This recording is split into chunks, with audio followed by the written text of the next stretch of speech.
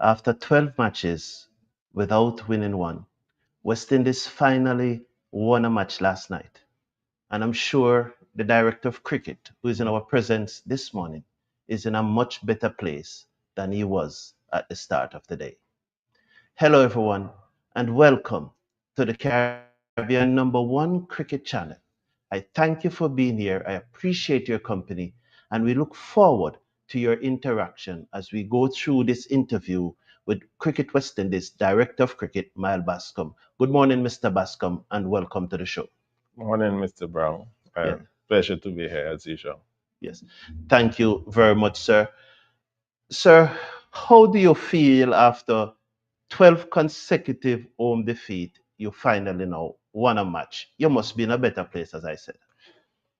Definitely. I mean, it's good to get the monkey off our collective backs because I feel like it has been on every West Indian fan.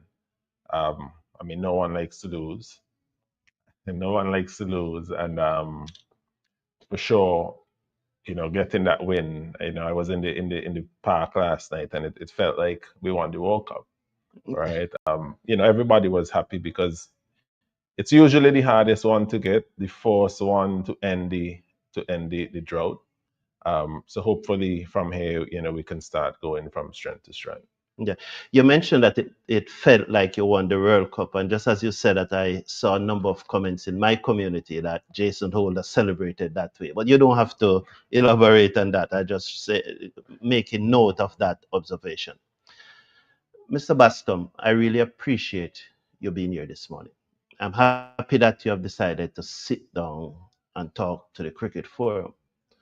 However, sir, I must ask that the quarterly press conference or press briefing, media briefing, whatsoever it is titled, is more than 30 days overdue. Why hasn't there been a quarterly press conference?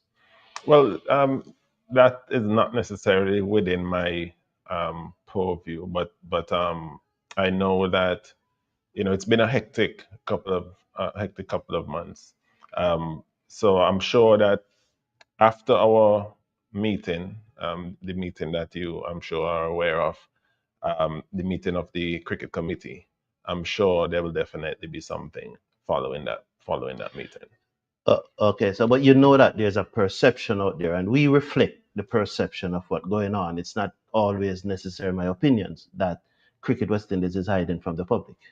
Well, I'm here, right? Yes. And I've had another similar interview just yesterday.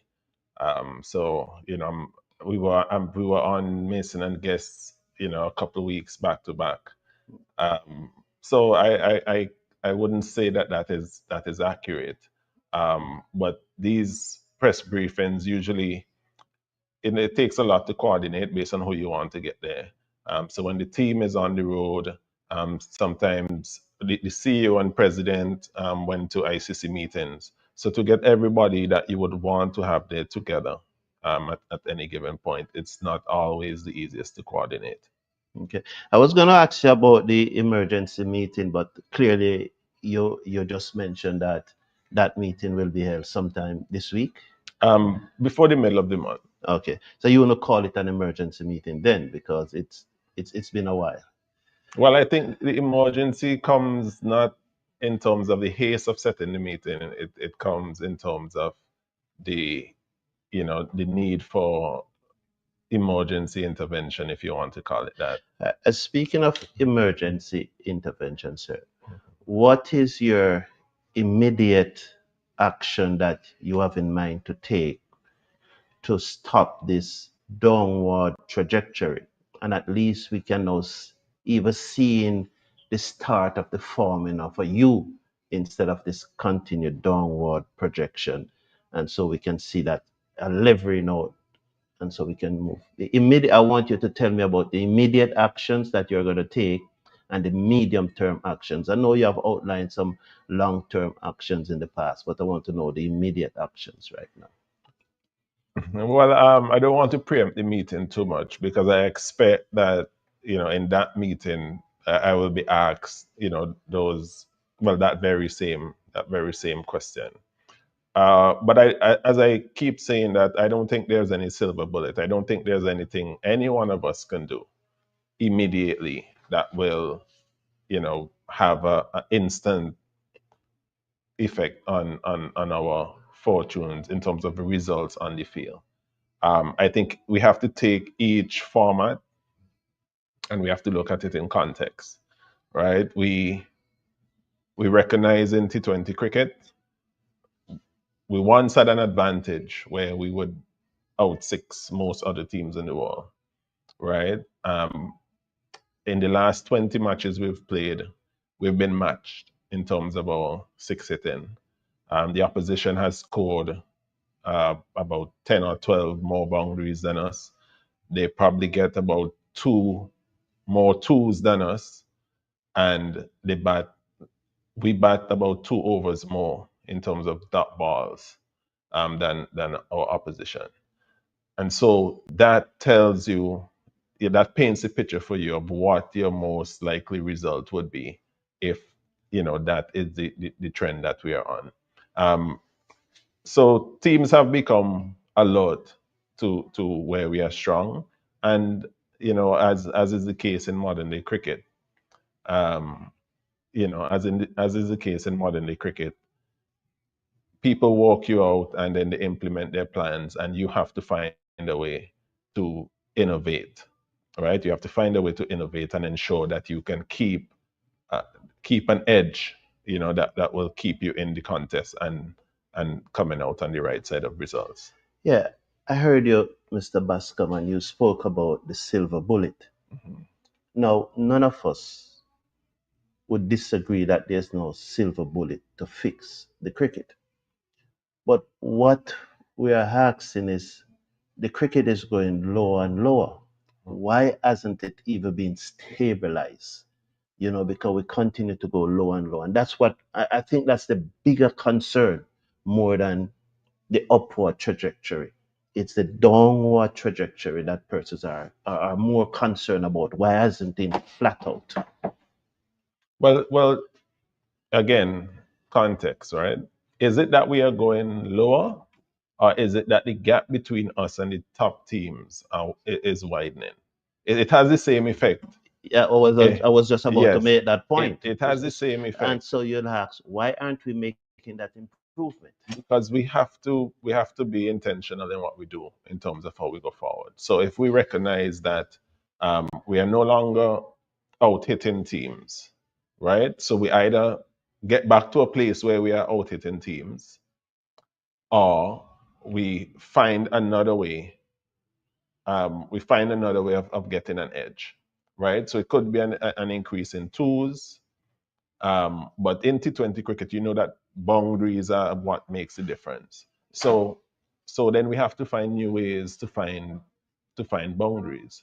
I mean, we played against England, we played against Australia, and we have seen what they have done, right? You see that they have players who are capable of scoring in very unorthodox areas. You know, lap over fine leg and over third man. And I mean, you look at Josh Inglis, right, for Australia. He comes out and the very first ball he attempts to lap it over short third man, right? And that is the mentality. These teams have a few of these players who are able to score in very unconventional areas, and that disrupts a bowling plan, right? So these are some of the things that we have to do. Let me put it like this. These are some of the things we have to embark on a phase of skill development, right? We have to add to our toolkits and ensure that we can maintain our our boundary percentage or increase it so that we can get back to a place where we are outscoring our opponents. Yes, not to belabor the point, because I don't generally ask follow-up question, but Mhm. that is something that I've been saying 2 years ago now, and we saw Josh Butler doing these things 10 years ago. Mhm. So why haven't we caught up? Because Butler was doing it 10 years ago. Well, again, it's about being intentional, right? We have a culture our West Indian culture is such that if a batsman goes out and attempts to reverse sweep the first ball that he bats and he gets out, we say that he wasn't smart, right? We say that that's not a shot you play to start your innings, right? And it puts a sort of public pressure on players, right? That they feel like they either have to execute this and get it right every time, or they might be better off playing conventionally and not being able to score, right? Because then they get out of they don't get the criticism that is usually leveled at players who attempt those sort of inventive shots. And that is a part of the mentality that needs to shift, because we have to, it's going to be a learning curve. Guys are going to attempt it, they're going to miss a lot, they're going to get out sometimes, but sometimes, and the more they attempt to do it, they are going to get better and better at it. Yeah. And so we have to be able to give them some grace, which hasn't been our strength as a people necessarily. Yes.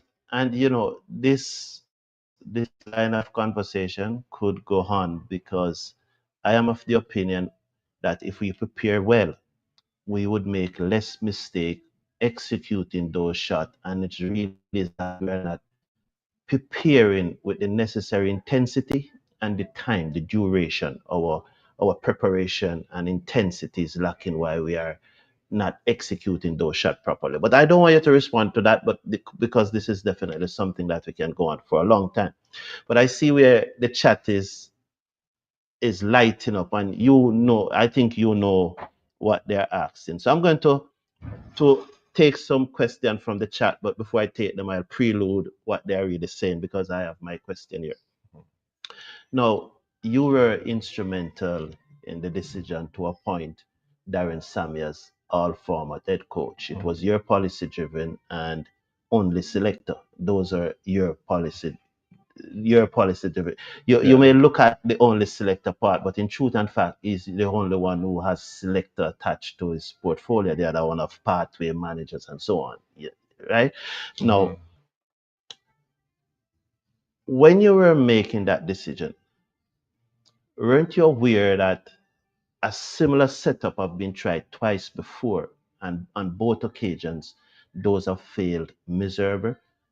And what drive the decision for you to make Darren Sammy all format coach and also head selector? Well, explain to me what you mean by which part of it has been tried before and has been a failure. England tried it in 2022 with Chris Silva, and in the 1990s, they tried it with Ray Illingworth. And in fact, Ray Illingworth was somebody who's considered to be, many English persons consider him to be the greatest captain of all time. But they tried the policy of head coach and chief selector in one, and giving one person that authority to select the team. And on both occasions, it failed. In 2022 with Chris Silva, and in the 1990s with Ray Illingworth. Okay.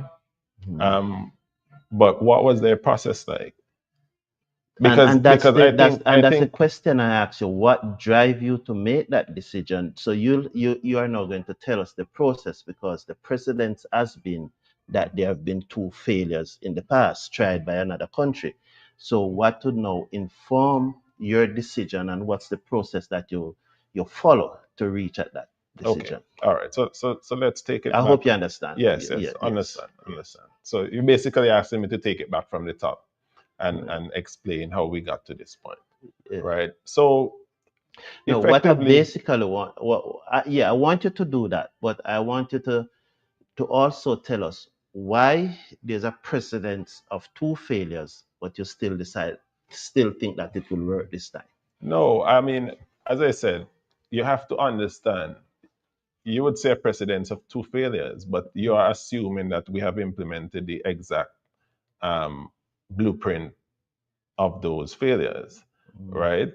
Now, what we have is a system where the head coach is going to have the final say right? He can have the final say. It does not mean that the head coach is the only person who is involved in the selection process, right? And that is something that we have to separate. In a selection panel where you have a lead selector, right? The lead selector has a casting vote, right? So you might argue that there are other persons, and so the lead selector could be outvoted. But then I would ask, is having your lead selector being outvoted a desirable outcome necessarily, right? And I mean, I don't need you to answer it, but those are the considerations that have been taken place. So we are trying to build teams, right? We're trying to build teams that are going to play a specific brand of cricket, right? So it requires that every person in that team has a role that they have to execute, right? And each role is they're dependent on the other. So there has to be a synergy right throughout the squad that is selected. Now the challenge with having a completely democratic process, right? And probably democratic is not the right word.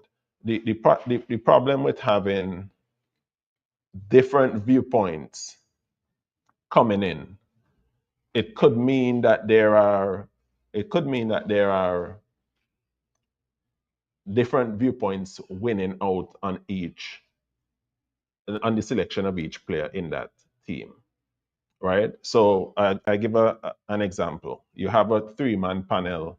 One person believes that the player who scored the most runs should be selected, right? Another person believes that the player who passed the eye test should be selected. And then another person believes that the player who has been most consistent over a number of seasons should be selected, right? At which point do you look at the team and what role or what person is the best fit for the role in the team, right? And when the head coach leads the discussion on selection, the only focus is on which player is the best person to fit the role in the team. The head coach is the one who designs the strategy, right? He speaks to the brand of cricket that the team would play, and he is the best person to determine whether a player is the best fit for a role in the team. And that does not mean that because he has the say that it is an autocratic process. It is still a very democratic process because he engages with territorial talent ID. He discusses in fact, he has a selection meeting. There is still a mandate for a selection meeting to take place. So the head coach will have a selection meeting with our senior talent manager and and anyone else he believes needs to have input into that selection process, right? So that would include analysts, it may include batting coach and bowling coach and captain, which is actually the group that I just left discussing selection. So many persons in the live chat, their main focus is on Darren Sammy and Shea Hope should go. Now, Should go. should go, should be fired. The Shea Hope should be relieved of the captaincy, and Darren Sammy should be fired. So, ever since Darren Sammy was employed as the all format coach, we periodically run polls on whether you are Darren Sammy in or Darren Sammy out. For the first 2 months, over 80% of persons were Darren Sammy in. The last poll that we run was 88% Darren Sammy out. So it's not surprise to me that a large number of the persons in the chat are saying Darren Sammy out and Sheo should be relieved of the captaincy. And they're also, yeah, I am summarizing the comments instead of taking them individually. And they're also talking about the issue of Rovman Powell being relieved of the captaincy and the division. There's a perception that there's a division within the West Indies team. Probably I don't want you to answer that part, but just about how do you respond to such a large part of your fan base saying your coach out and your captain should be relieved? Well, again, it's context, right? And I completely understand we've had a string of losses, and that has an impact on persons, and people feel very strongly about West Indies cricket, and it's tied to our regional pride and so on. So every loss, feels like it stings, and I understand, I feel it as well. But I think a lot of that position is based just on the fact that we have been losing recently, right? I don't think there is anything that merits his, either Darren's or Shea's, removal. Because if we are fair to Darren, we would realize that he was in his first Test series as all format head coach, right?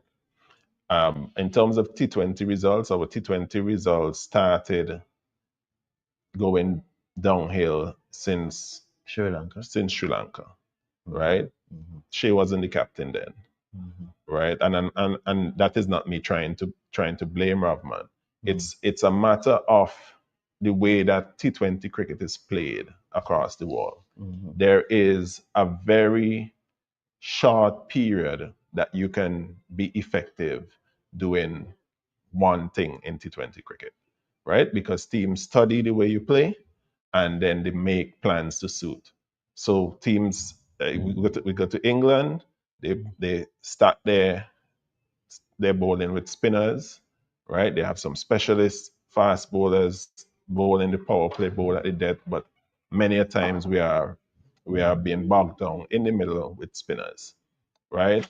We hit a lot of our boundaries in front of the bat, so deep mid wicket, long on, cow corner, long off, deep extra cover. And so you have all of those deep feelers are now in front of the bat, and you have fine leg and third man up in the circle because we don't play these inventive shots, right? So teams walk you out, and as a result of that, if you are not able to innovate and keep an edge in some areas, you're going to come out on the wrong side What of about results. the argument, Mr. Bascom? Because this is actually factual, that Rovman Powell, as a captain of the T20 team, has a better record than Sammy as coach of the T20 team. And if the decision is made to remove the captaincy, shouldn't be the coach judge along that same line? Rovman Powell, but Yeah, I don't have those numbers, right. but there can be no doubt. There Yes. can be no doubt that in that period leading up to the World Cup, when we were very successful, right? That, I mean, they were both there, and Darren's direction has been clear on both white ball teams, as a matter of fact, not just the T20 team. Right. So Right. yeah, so I mean that stat may be the case, and I'm sure that Darren's stat would have worsened on the back of these last string of defeats. No, we are confining the discussion to when both operated. Right? So at the time when Powell was relieved of the captaincy, Right. his winning record was better than Darren Sammy. So if you look at the number of matches where Rovman Powell has been captain of the West Indies T20 team up to the time when he was relieved of the captaincy, and you look at the number of matches that Darren Sammy has coached for the West Indies team up to the point when Powell was relieved of the captaincy, Powell actually has a better record than Sammy. But Up to I up don't to the want to. point when Powell was relieved. Yes, Well, okay. yes, he did have a better record than Sammy. But that's not so much the point that we want to belabor. And if there's any comfort, remember I told you the last poll was 88% Darren Sammy out. Well, right now it is 68%, and that may have come from the victory last Well, night. as expected. Yes, you did not mention the word insularity. I've never heard you mention that word yet, but your president has introduced it into the conversation. You have crisscrossed the Caribbean. Have you ever experienced insularity? And secondly, do you think that the criticism leveled at your head coach is because he's from St. Lucia? Well, I would allow you to save that question No, for the person I expected who that, made and that I expected that answer, and that's why assertion. I asked you. I'm asking you now because this is not the president experience. This is your experience. Have you ever experienced insularity crisscrossing the Caribbean? These things are never. Sometimes they're never very plain and blatant. So you can have an inkling, a feeling that you may have been slighted because you're perceived to be a small island person. But I always prefer to give people the benefit of the doubt. So no, I can't say that I've ever experienced any sort of overt, um, slighting or sidelining, because I perceive someone to see me as a small island Yes. person. There was a question that I wanted to ask a follow up on the issue of Darren Sammy, and to be fair to him. In 2022, the Shirley Clark was fired from his position as coach of the Windward Islands cricket team. The present president of Cricket West Indies was the then president of Windward Island Cricket Board. He said that Shirley Clark had failed to win in 7 matches and he was given extensive resources. Before the start of this series against Australia,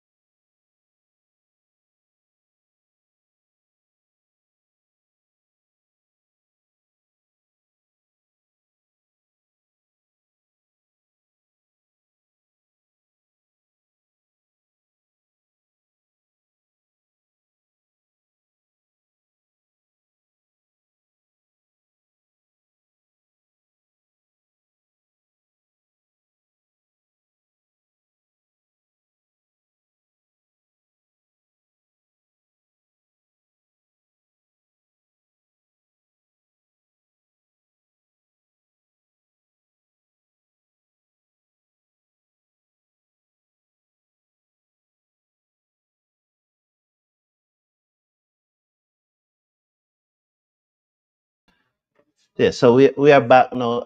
We apologize for that delay. We are back now.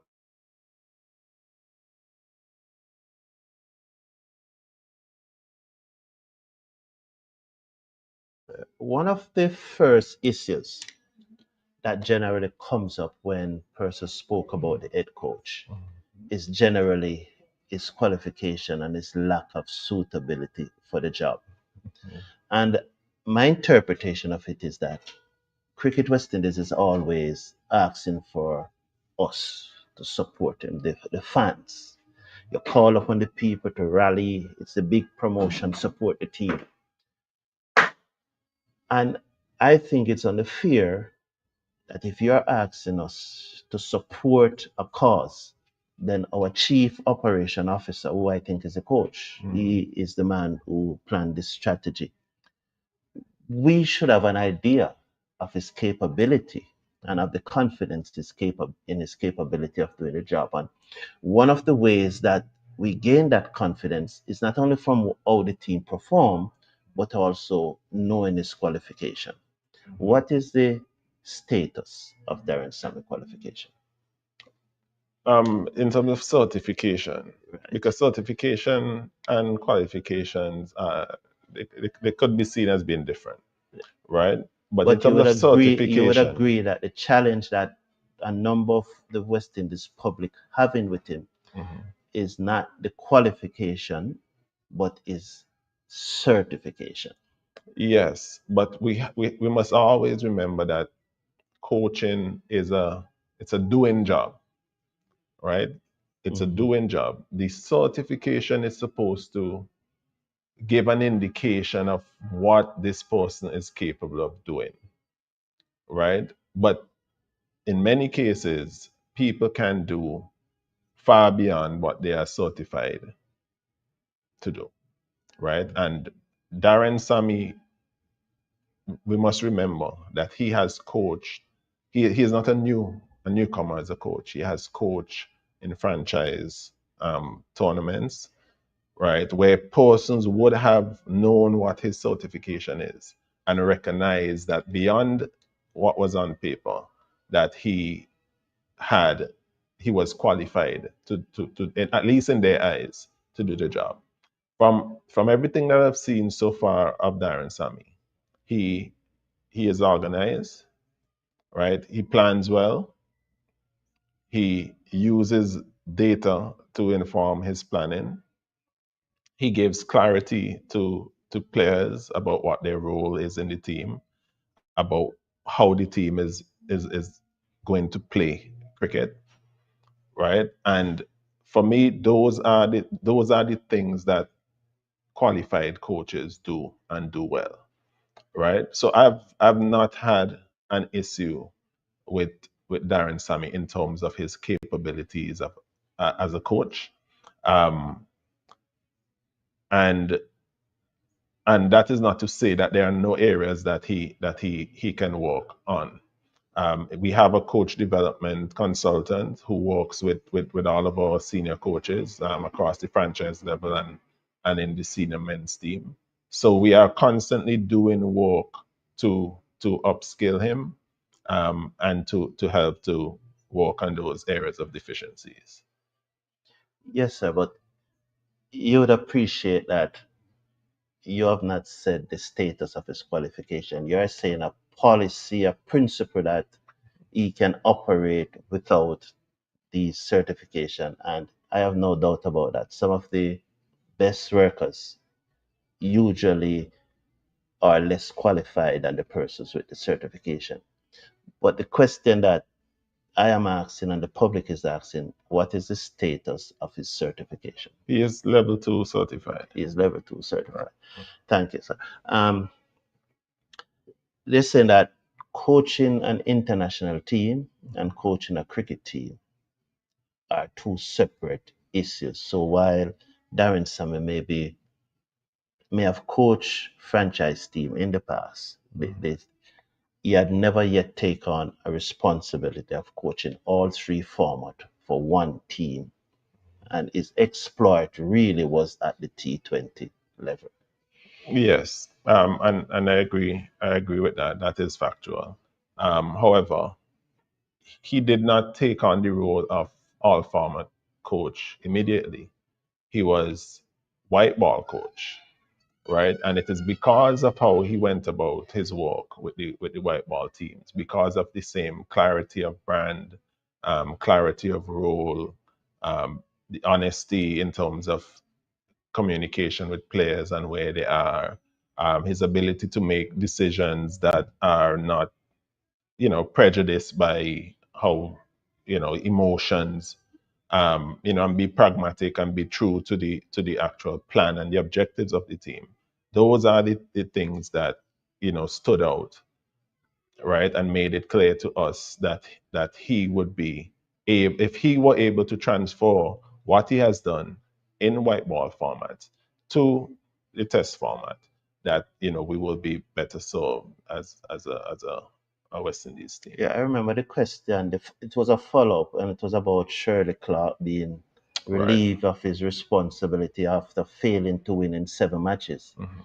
And we now have a coach who, up to last night, had failed to win. Um, I think he had probably won 2 of the last 20 matches, and someone who has said that he have gotten all the resources that he needs. Even if he did not use the word all, I can go back and check the video, but he Mhm. did say that he got the resources that he needs. Right. And the president did say at the time that's the reason why he said I didn't know what resources he gave to Shirley Clark and he expect better result. Now, do you think that there's some inconsistency there when a coach failed to win in 7 matches, but here we had a coach who have only won 2 in 20? Okay. Well, it's fortuitous in a sense, and probably you didn't realize that at that time when Shirley Clark was relieved of duty, I was technical director at the Winnow Islands. So I was instrumental in the recruitment of Shirley Clark in the first place, and also, um, you know, key in the decision to relieve him of duty. So I'm intimately familiar with the circumstances, surrounding that. And I can tell you, without a doubt, that it was not based solely on the fact that he hadn't won um, a game in 7, right? There were a lot of other factors, including that type of clarity, including conflicts with brand about the way that the team should play, and those were the reasons. So the result on the field were as a result of those underlying. And I really don't want to get into it because I still have a lot of regard for Shirley Clark, and Yeah, I don't want it to but come across yeah, as if but the question is not necessarily about Shirley Clark. The yeah. question is about the principle, Well, the, and but Shirley Clark is used as the example or what you call the right. control in an experiment. If you know, Well, the principle is that, I mean, the position that you're laying out is that Shirley Clark lost 7 out of 7, no, and I he was don't know that he lost. That's why I was very careful to say he did not win in 7 because it could right. be draw. So that's why I was very Right. careful to Okay. say that. He did Yeah, not win. yeah, in Right. 7. So Yeah. that is the principle. That is the position you're laying out, that he did not win in 7, and hence he was removed. Yes. So now you should be able to apply that same logic. But the point I was making is that beyond not winning in 7, there were many other factors, right? There were many other factors that we believe led to the fact that we did not win in 7. It is not merely, it's not just plainly what the results were and that there was no win in 7 matches, right? There were many other factors that we believe were leading to the team not being able to win in 7 matches. And it's based on those factors that decision was taken. Yes, sir. We do understand that. Now, there are some comments saying that what is Hope doing different from Ravman, and what is Sammy doing different from Andre Coley? Well, it's, as I said, it's very early days in terms of the test team, right? It's still early. It's one series against, you know, the best team in the world with a point to prove.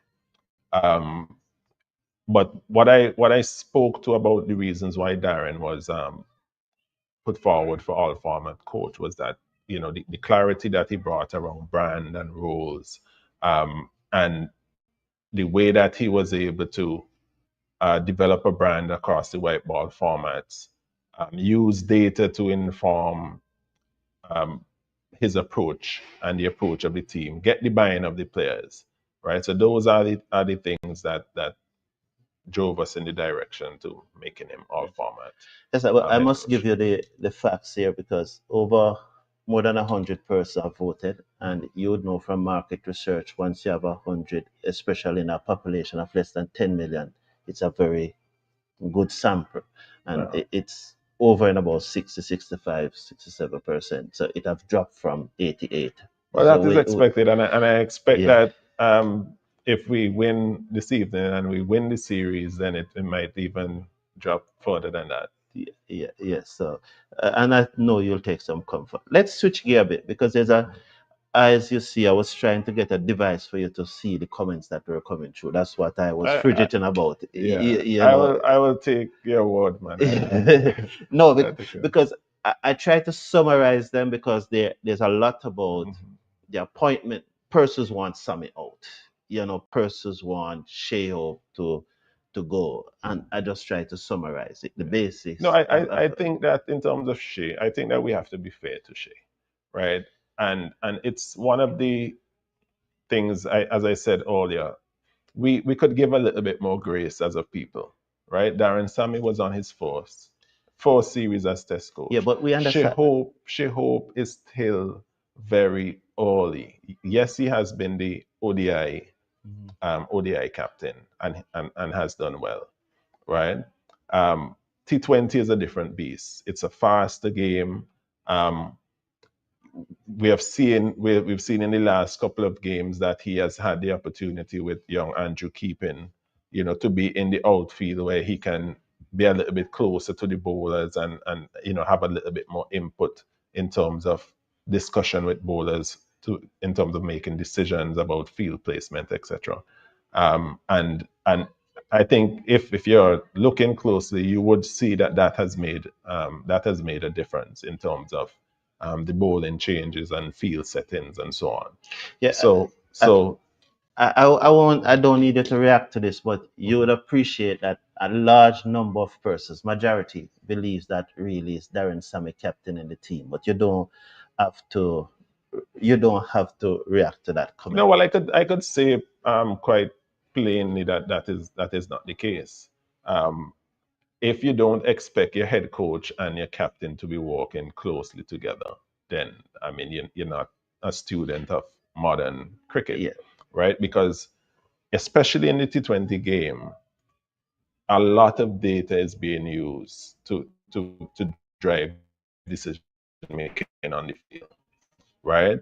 And uh, it means that information has to be brought to the captain constantly, right? And in many cases, you know, it's the information that the captain wants that comes to him, right? So communication between the coaching team, and it's not just the head coach, it's the bowling coach, it's the batting coach, it's the fielding coach.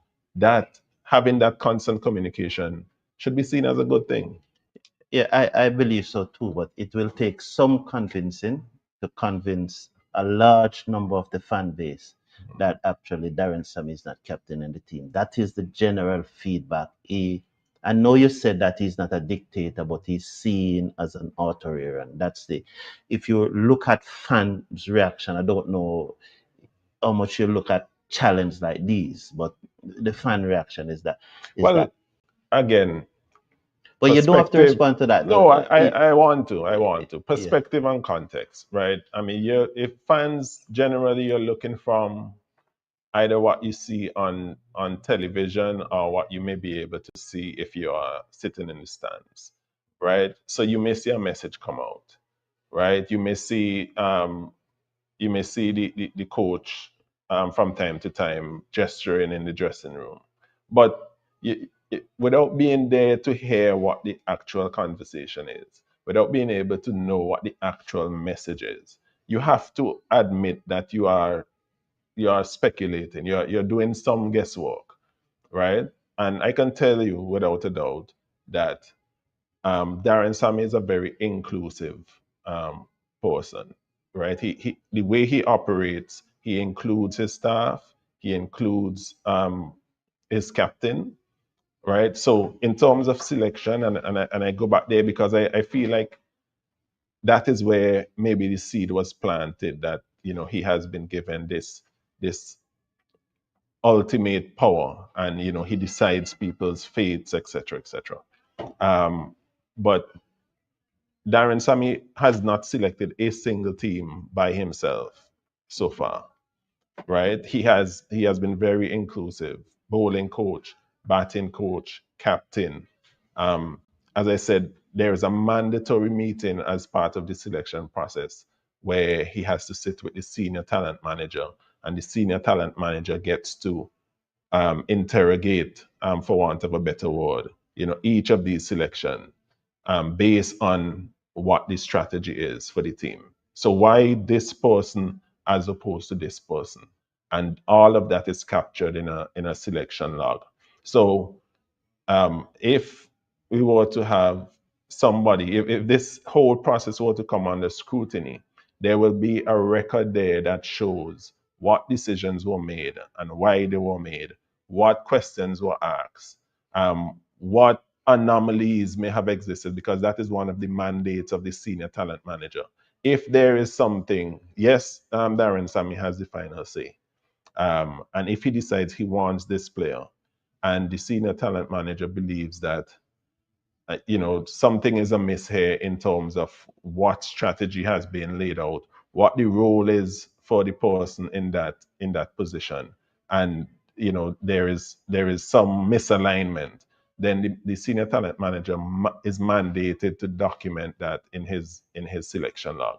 So there is still some accountability. There's still a check there to ensure that the head coach is not operating like a king who picks who he wants and refuses who he doesn't want, right? The mandate for the selection is that the player who is selected has to be, the aim is to select the person who is the best fit for the role as outlined. Uh, yeah, the chat appears that it doesn't want us to move on from here, but we have just about 5 minutes remaining. But one more thing on that, Darren Sammy, before I have two other quick questions for you. But Sherwin Carr is saying that is asking who is the senior talent manager at this point. The senior talent manager is Jamal Smith. Jamal Smith. Yeah. Okay. Joshua da Silva, that's also is dominating, probably not this chat, but in the past. Mhm. You recall that when the interview process was taking place for captain, Mhm. there was something said about standing in the team. That was one of the criteria to interview, standing in the team. Mhm. But when the squad was selected, Mhm. and I know you have to sign off on the squad, although you don't select it. Yes. Did you ask any question why Joshua da Silva was not included? Or were you comfortable with the squad that was presented to you? When it was presented to me, it came with a rationale for the person selected. So effectively, you had Sheho coming back into the squad who was expected to wicket keep. You had the incumbent wicket keeper at the time was Tevin Imlak, because he had replaced Joshua in the 11 in the Pakistan series, which was the most recent series before the squad was selected. So if you have a wicket keeper in your 11 and the next person in line would have been the last incumbent, it means that unfortunately Joshua would have lost his place in the squad as a wicketkeeper batsman, right? So that to So me it came with a was rationale. So you did not correct. ask a question, although you think that he had a strong enough standing in the team to being appointed captain. For if you said that the one of the one of the criteria. criteria, But right? But remember that it's a criteria that is rated. So it when may it be a when it, lower ranking criteria run. It may be one. no, that particular criteria is rated. So standing in the team, if you're you might be it might be rated scored at 5 if you're guaranteed to be in the 11, and it may be rated at 1 or 2 if it's not so clear Yeah, whether or not you would be in yeah, the 11. I understand that. What the question I want to ask though, Mhm. it was conceivable, although it's not the reality, it was conceivable Mhm. that Joshua da Silva may have had the highest score in that interview for being captain. It was conceivable because he was there at the interview. He could have come out with the highest score in the interview. Correct. Yes, Correct. and so a man who was 2 weeks prior or a month, whatsoever time it was, who has the potential to be leading the West Indies team, when the team was selected, he was not included, and that's the dynamics No, that we are not getting. no, but that's one way to look at it. But you could also look at it as the fact that he was not selected could mean that one of the reasons he didn't score as high as he could possibly score was because his standing in the team was not as strong as it could have been, right? And I mean, if you look at it logically, that would make the most sense. That would have been one of the areas that he may have not scored as well in, just based on the fact that when the team was eventually selected, that he was not there. Okay. All right. So I want to move on to the next question because our time is almost up now. And this, I'm telling you, I'm very passionate about this one. What is the rationale why Shafin Rutherford nominated for ICE, shortlisted, which is even closer to the title, in the top three, shortlisted in the three, shortlisted by the High CC to be High CC Player of the Year, ODI Player of the Year. Mhm. Yet the West Indies has a measurement in place that disregard the ICC measurement and gave the ODI Player of the Year to another person. What has that person done statistically, cricket-wise, that was better than what Shafin Rutherford did You to be? Are you referring to the CWI WIPA awards? Yeah, yes. I think you're looking at different years because the awards are not for the current year or for the Wasn't the year award just for 2024? no. I think 23, if I recall. But I know there is a um it was not the year just concluded. It was not 2024. It was prior. Yes.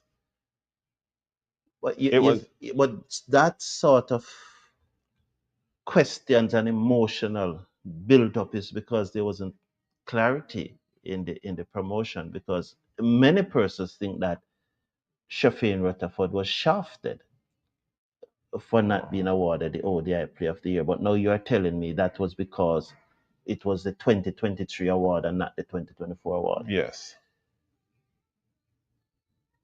So why And, would and I think there are a few other examples that if you look at the persons who got the award, so that there was a bit of a I, discrepancy if you're looking at the most recent completed year. I understand. Okay, so I accept that. But do you think that's a progressive way of having such a delay in awarding the award of more than a year? Because next year, now 2026, you will be looking at the performances in 2024.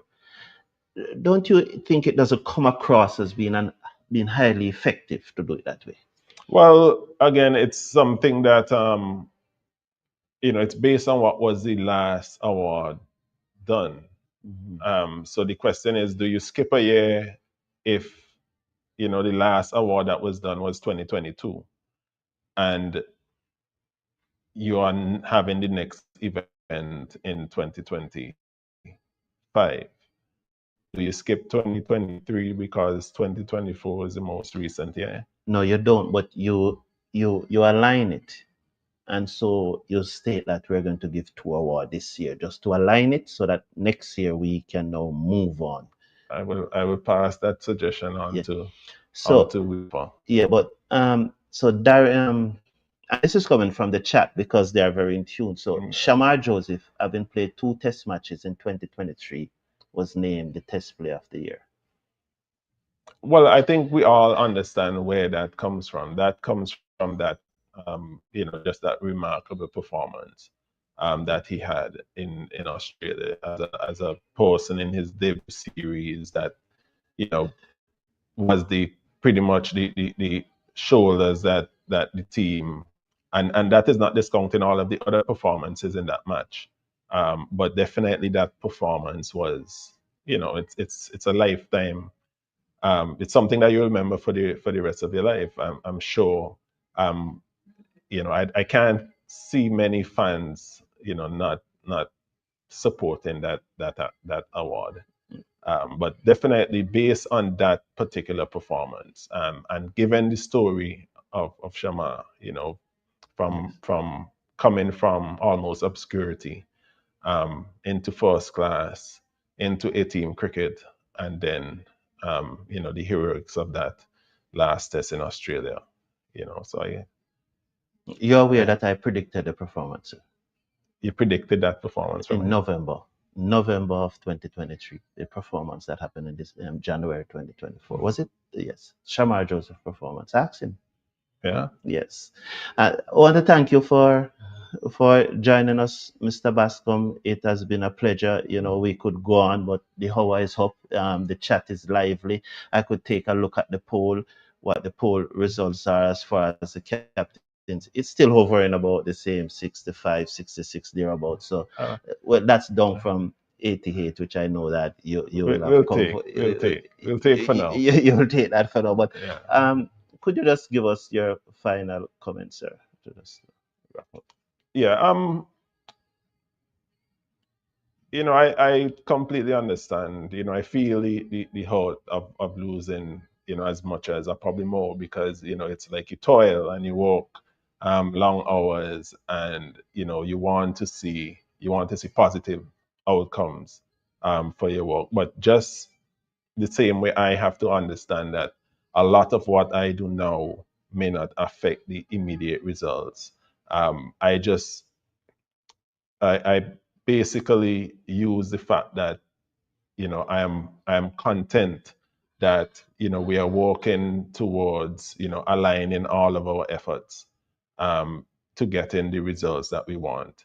And, you know, as time go on, you know, as we unveil more and more initiatives, it will become a lot clearer to see what the plans are to ensuring that, you know, we are, while we are trying to lay a strong foundation for the future of West Indies cricket, you know, that we haven't neglected, you know, our immediate needs. We know that West Indian fans want to see a winning West Indies team. And, you know, we definitely, you know, it's not lost on us. We want a winning West Indies team as well. So we are trying to put all the measures we can, given limited resources, both financial and human. And we're trying to plan strategically to ensure that we basically take every opportunity that we have to get an edge anywhere we can find one, right? And I know I said it's your final comment, but we need some clarity here because this community, highly intelligent, data driven, and everything. So we did mention that Shamar Joseph performance was in 2023, but now the clarification is being made that it was in 2024. Yeah. So all that aligned with Sheo being awarded for 2023, and now Shamar performance was in 2024. So the seasons run the First way of October. Well, yeah. So for example, when you look at our Super 50. Right. Our season starts with Super 50 and comes over I know the into, financial year so for it's cricket West Indies start the right. 1st of October. So you're saying Our that's cricket where season straddles the year as well. the same financial year from the 1st of Pretty October to much, yes. the 30th of September. Yes. So it's 20, it's all, you will always see it as 23-24 season. And then 24-25 season and 25-26 season. It's a bit complicated, but yes. But that is how it works. It straddles the calendar year. The cricket season straddles the calendar year. The calendar year or it straddles, CWI. so it goes over from okay. 23 into 24. So it runs parallel to CWI financial year. Pretty much now, yes. Pretty much, or yes. Well, yes. Our financial year starts October now. October to September 30th, October 1st. Yeah, but if that's the case, sir, because we really have to wrap now. This is the last comment I'm taking from the chat. If that's the case, then why not Casey Carty? Casey Carty has been our best ODI batsman since the World Cup qualifiers. Been our best. Well, good question. I mean, I wasn't personally a part of determining those awards. But I trust the group who would have done that, and I'm sure that they had very good reasons. Yeah. Thank you very much, sir. It has been a pleasure as usual, sir. And maybe in the next couple of months when you're going to New Zealand or so, and hopefully the result will change soon, and that we will have a more livelier discussion talking about winning the World Cup instead of talking about firing persons and relieving persons of the captaincy. It was a pleasure, sir, having you. All the best. Pleasure was mine. Thank you very much, sir. All right. Well.